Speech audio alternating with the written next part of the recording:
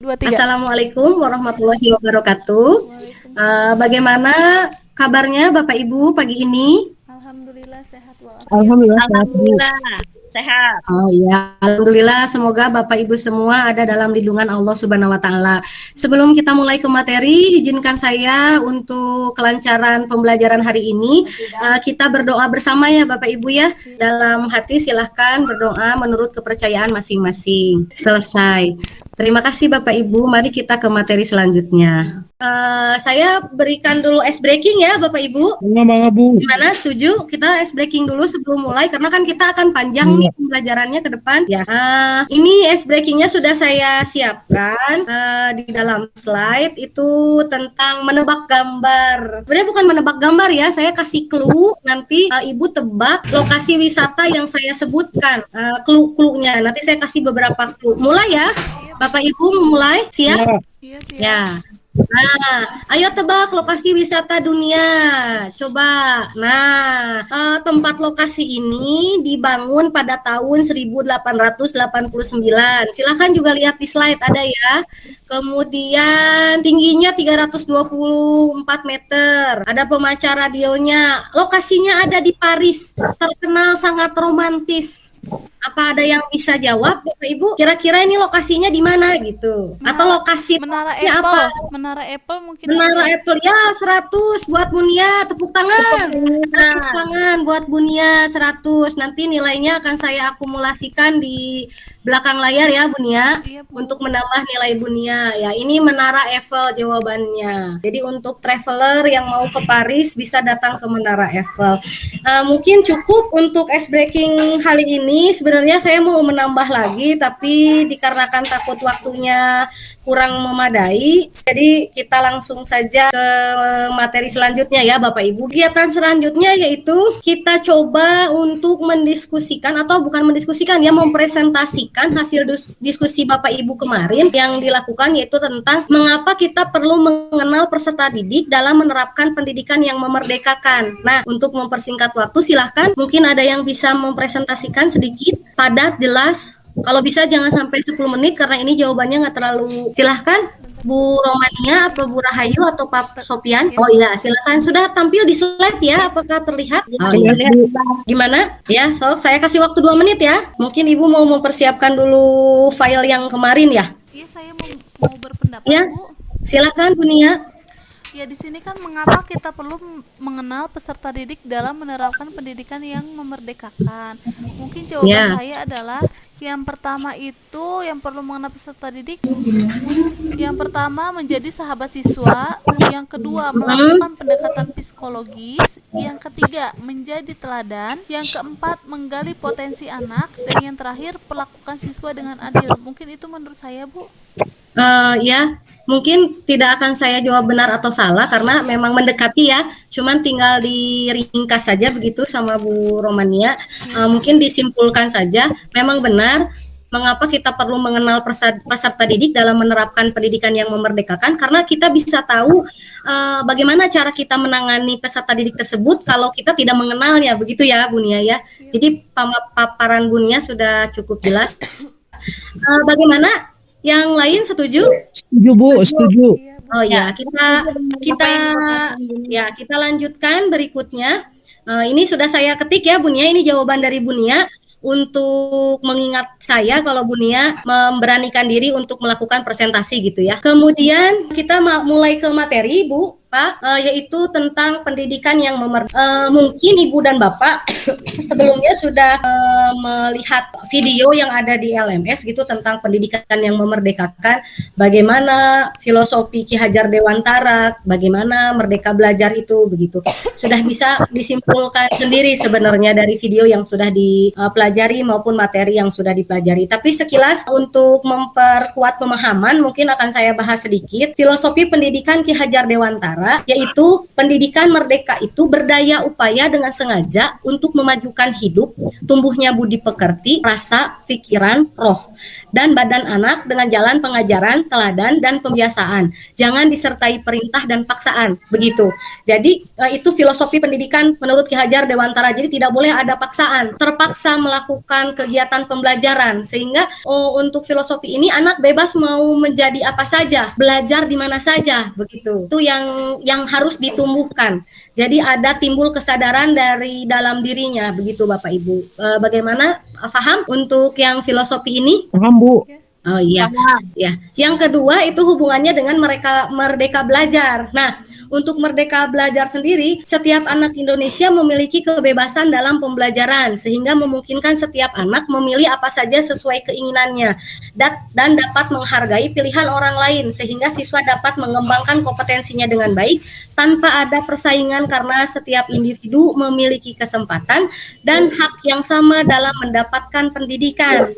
Nah, di sini sudah jelas ya, atau di bawah bisa ditambahkan, kemerdekaan belajar adalah tidak adanya paksaan dalam pembelajaran. Kemudian merupakan peserta didik tolak ukur yang harus diapresiasi sebagai bentuk kemerdekaan peserta didik tersebut. Sehingga seperti yang tadi saya utarakan, dalam merdeka belajar itu mengacu pada kemampuan dan kompetensi dan karakteristik budi pekerti peserta didik tersebut.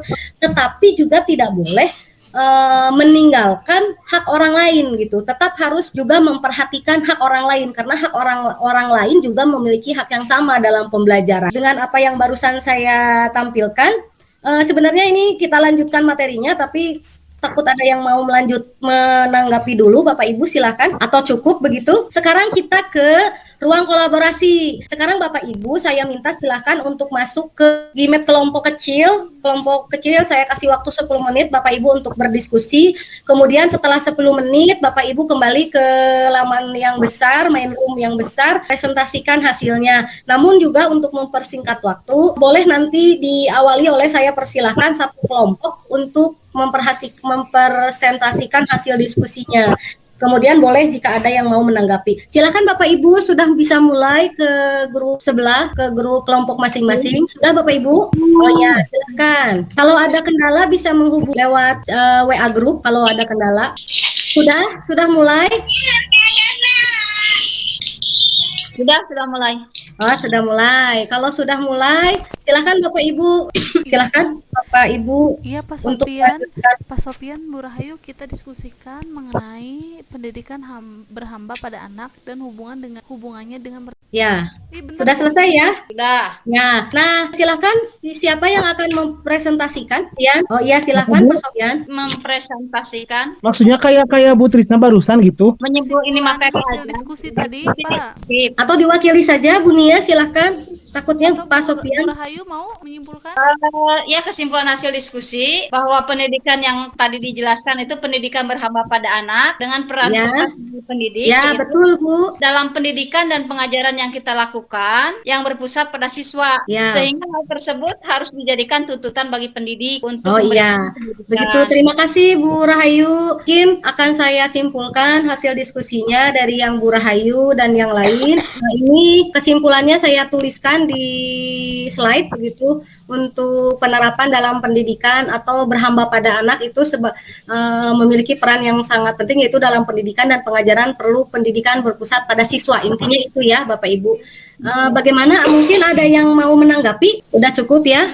Tidak usah saya tambahkan pemantik misalnya kok pendidikan berhamba pada anak gitu. Iya, Lah kita harus menghamba atau gimana gitu. Iya, maksudnya Atau itu apa, Bu?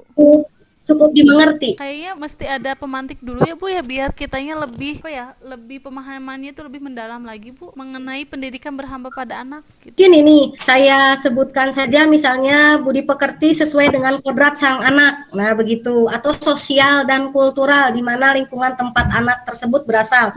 Mungkin ada yang bisa menanggapi? Cukup. Silakan Bapak Ibu. Kelompok saya menurut saya sudah cukup. Oh iya, sudah cukup ya. Kita lanjutkan dari hasil diskusi yang sudah kita lakukan. Ditakutkan ada yang akan ditanyakan. Saya persilahkan. Mudah-mudahan pertanyaannya itu bisa menambah penguatan materi kita hari ini begitu ya. Boleh Bu Nia, silakan. Ini kan mengenai pembelajaran merdeka Bu ya. Jadi Ya. saya ingin menanyakan, asas atau konsep belajar yang diusung oleh Ki Hajar Dewantara itu seperti apa ya Bu? Biar lebih jelas lagi. Oh, Iya, jadi berarti secara tentang asas ya. singkatnya, ya secara singkatnya, secara lebih lebih padatnya aja gitu Bu. Oh, tentang asas ya, Bunia Iya, ya. iya Bu, tentang Ya, asasnya. sebelum saya mencoba untuk menjawab pertanyaan Bunia, saya persilahkan, saya berikan kesempatan untuk Ibu atau Bapak yang mau menjawab mungkin sebelum saya menjelaskan. Tidak usah takut salah, Pak, Bu, karena kita sama-sama belajar, jadi tidak masalah begitu. Bu Rahayu, Pak Sofian, Mungkin jika sudah mau terwakili pertanyaannya Bu. Mungkin tadinya saya mau nanya itu, mau sudah terwakili sama Ibu Oh, Rohani. jadi memang Pak Sofian juga yang mau ditanyakan itu ya. Ya Nah, sama. Sudah sebentar, terwakili saya sama Bu sebenarnya Rohani Bu. asas itu ya begitu Pak Sofian. Sebenarnya asas itu sudah dibahas sebelumnya ya, sebelumnya sebenarnya. Nah, ini kita akan bahas asas itu apa saja. Ini asas. Saya pindahkan, ini sudah ada di materi sebelumnya. Hati-hati juga persiapan untuk nanti post-test. Asas atau konsep belajar yang diusung oleh Ki Hajar Dewantara yaitu satu asas kemerdekaan. Nah, apa itu asas kemerdekaan? Yaitu memberikan kebebasan yang harus menciptakan tertib damainya hidup bersama. Kemudian yang kedua, menetapkan pengajaran harus memberi pengetahuan yang berfaedah, yaitu dalam arti lahir dan batin. Jadi kemerdekaan bagi anak itu diaplikasikan kepada cara mendidik untuk berpikir tidak mengakui hasil pemikiran orang lain. Jadi percaya diri untuk menyampaikan apa yang dia tahu gitu. Kemudian yang ketiga, pendidikan harus berdasarkan kebangsaan dan menuju ke arah peri kemanusiaan. Nah, yang keempat, seperti tadi maaf yang nomor 3, karena kan kita juga harus menghargai hak orang lain begitu. Yang keempat, mementingkan tersebarnya pengajaran bagi rakyat umum berdasarkan pada kerakyatan, yaitu cita-cita pendidikan, yakni mampu menciptakan kesadaran lahir maupun batin ke arah perikemanusiaan dan berdasarkan kerakyatan. Nah, untuk yang keempat itu mementingkan tersebarnya pengajaran bagi rakyat umum. Jadi setiap peserta didik atau seluruh lapisan masyarakat memiliki hak yang sama dalam hal pembelajaran begitu.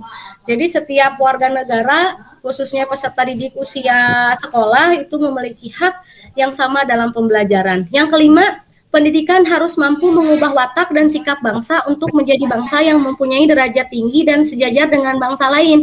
Ini tadi hubungannya dengan karakteristik, budi pekerti, sikap, watak, ya begitu.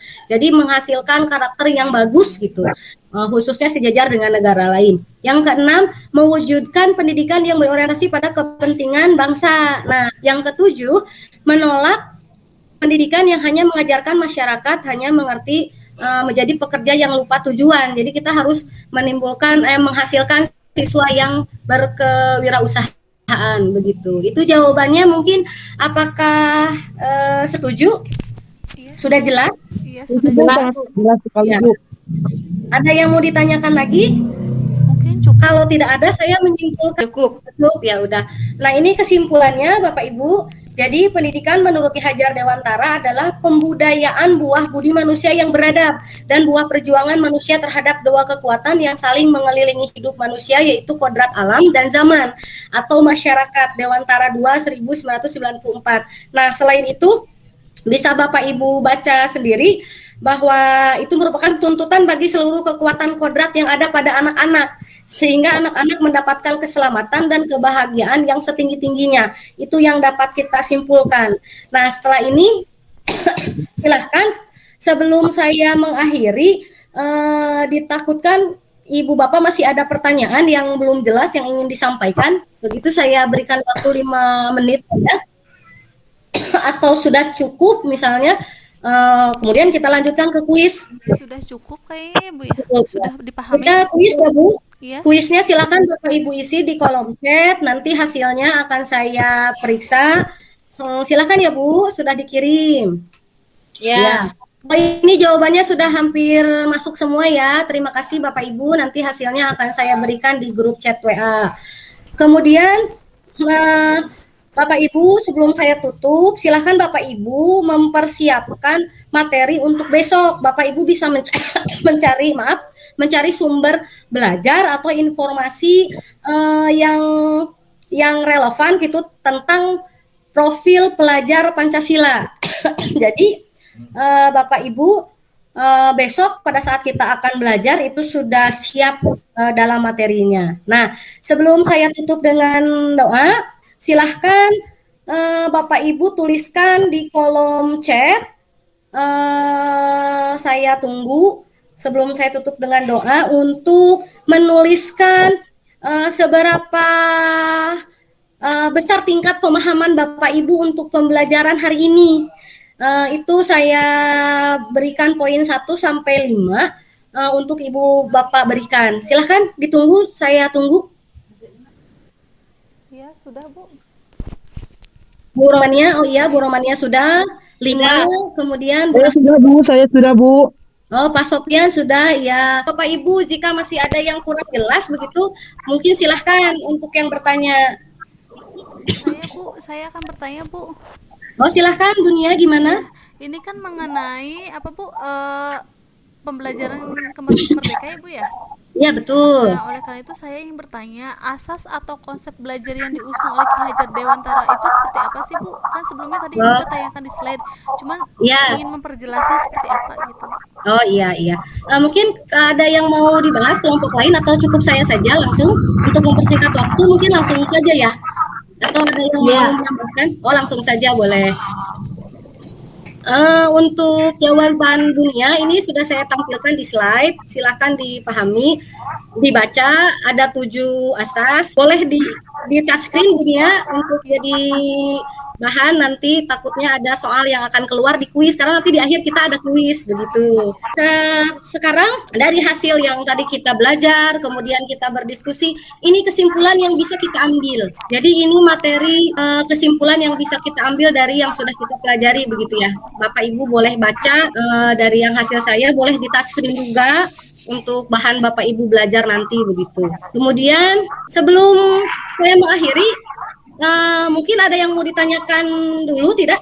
Ditakutnya masih ada yang mau ditanyakan begitu atau cukup? Cukup Bu, cukup. Paham ya? Mau bertanya Bu? Ya. Oh iya. Ya begitu. Bu Rahayu silakan saya jawab di ini saja di Zoom di slide-nya ya. Silakan dibaca juga. Nah, selanjutnya kita adakan kuis ya Bapak Ibu. Kuisnya ini untuk menambah nilai, nanti silakan isi jawabannya di komen chat begitu. Silakan untuk soal nomor 1 silakan Ibu Bapak jawab.